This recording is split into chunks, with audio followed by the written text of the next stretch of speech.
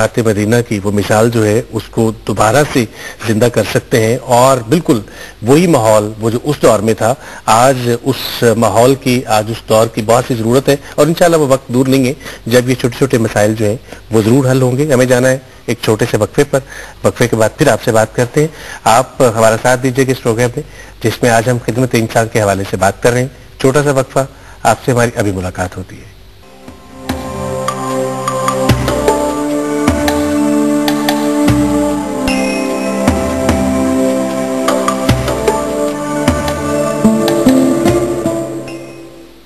آپ سب کو ایک بار پھر خوش آمدید، اور خدمت انسان کے حوالے سے ہم بات کریں۔ اور ہمارے صاحب بنیادی سا سوال ایک اور ہے کہ خدمت انسان کے حوالے سے کون سے لوگ ہیں جو ہماری خدمت زیادہ ڈیزرو کرتے ہیں، یا جن کے لیے ہمیں ہر وقت تیار رہنا چاہیے ان کی خدمت کرنے کے لیے؟ قرآن پاک میں اللہ تعالیٰ نے فرمایا ہے وَآتِ ذَا الْقُرْبَى حَقَّهُ وَالْمِسْكِينَ وَابْنَ السَّبِيلِ وَلَا تُبَذِّرْ تَبْذِيرًا۔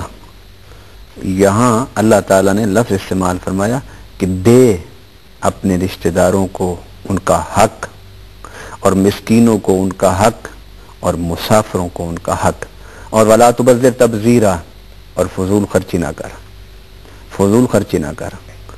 یہ الفاظ ہیں۔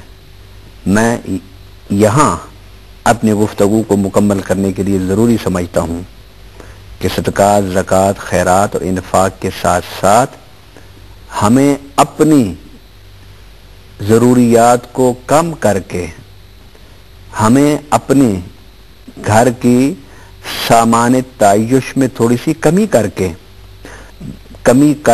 بھی کچھ بچت کر کے وہ بھی ان تک پہنچانی چاہیے، کیونکہ قرآن پاک میں ہے کہ وَلَا تُبَذِّرْ تَبْذِيرًا، کہ فضول خرچی نہ کرو۔ إِنَّ الْمُبَذِّرِينَ كَانُوا إِخْوَانَ الشَّيَاطِينَ، اس لیے کہ جو فضول خرچ ہیں وہ شیطان کے بھائی ہیں۔ وَكَانَ الشَّيْطَانُ لِرَبِّهِ كَفُورًا، اور جو شیطان ہے وہ تو اپنے رب کا ناشکر ہے۔ گویا ہمیں ہر وقت کمر بستہ رہنا چاہیے۔ اس کے لیے ایک مثال میں دیتا ہوں اثار و قربانی کی، کہ سیدنا عثمان غنی رضی اللہ تعالیٰ عنہ کے دور میں قحط پڑ گیا، تو آپ کا قافلہ اناج کا آنا تھا۔ تاجر، جو چھوٹے تاجر تھے، وہ آپ کے اناج آنے سے پہلے اسے خرید لیتے تھے۔ تو ان کو جب پتہ چلا کہ عثمان غنی کا قافلہ آ رہا ہے تو اب ہم خرید لیں، گندم تھی، چاول تھے، اناج تھا۔ تو سیدنا عثمان غنی کو پتہ تھا کہ مدینہ میں قحط ہے۔ آپ نے ان تاجروں سے کہا کہ بھائی کتنا پرافٹ دو گے؟ کسی نے کہا 10%، کسی نے کہا 20%۔ آپ نے فرمایا میں اسے دوں گا، آج میں اس سے تجارت کروں گا، بزنس اس سے کروں گا جو مجھے 100% پرافٹ دے گا،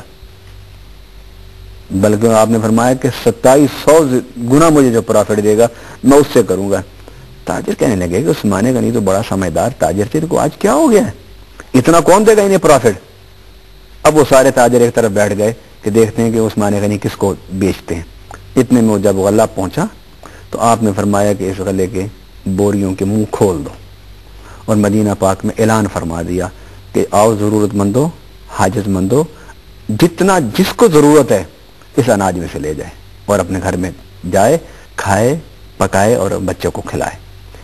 جب یہ منظر انہوں نے دیکھا تو تاجر حضرت عثمان غنی کے پاس گئے، انہوں نے کہا کہ آپ نے تو کہا تھا کہ میں تجارت کروں گا اس سے کہ جو مجھے 2700 گنا دے گا، تو آپ نے تو فری میں دے دیا، سب کچھ مفت میں سب کچھ دے دیا۔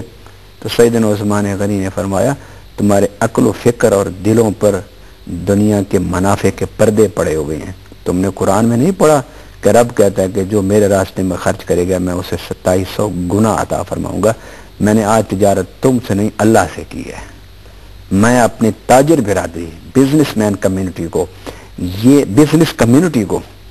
یہ توجہ دلانا چاہتا ہوں کہ آؤ، یہ موقع کبھی کبھی ملتے ہیں اللہ سے تجارت کرنے کے۔ آؤ اپنے ایک مہینے کی تجارت اللہ سے کرو، اور اپنا سب کچھ وہاں جا کے کھول دو، اور ضرورت مندوں کو، محتاجوں کو، بے بس لوگوں کو، مریض لوگوں کو، جن کا کچھ بھی باقی نہ رہا، ان کو اتنا دو کہ وہ اس سیلاب کو، اس بارشوں کو بھی اللہ کی رحمت سمجھنا شروع کر دیں۔ اور وہ اللہ کی رحمت کیسے سمجھیں گے؟ وہ ہمارے ایٹیچیوڈ اس ماحول کو زحمت بھی بنا سکتا ہے، اور اس ماحول کو ان کے لیے رحمت بھی بنا سکتے ہیں۔ اچھا علامہ صاحب، اسی بات کو آگے بڑھاتے ہوئے آپ سے جاننا چاہوں گا کہ کوئی ایک شخص ہے جو باہر تو بہت سی چیریٹی کرتا ہے، باہر تو بہت سا وہ سخی مشہور ہے اور دکھلاوا بھی اس کا بہت سارا ہے، لیکن گھر میں اپنے اقربا کے ساتھ، اپنے گھر والوں کے ساتھ نہ تو اس کا چیریٹی والا رویہ ہے، نہ ہی اس کا محبت والا رویہ ہے، نہ ہی وہ خدمت انسانی والا رویہ ہے، آپ کیا فرمائیں گے؟ یقیناً ایسے شخص کی بڑی سخت گرفت ہوگی، کیونکہ نبی پاک صلی اللہ علیہ وسلم فرمایا وَابْدَأْ بِمَنْ تَعُولُ، کہ نیکی اور خرچے اور بھلائی کا آغاز اس سے کرو جو تمہاری عیالداری میں آتا ہے۔ عیالداری کہ جس کا دیکھ بھال کرنا تمہاری ذمہ داری میں شامل ہے۔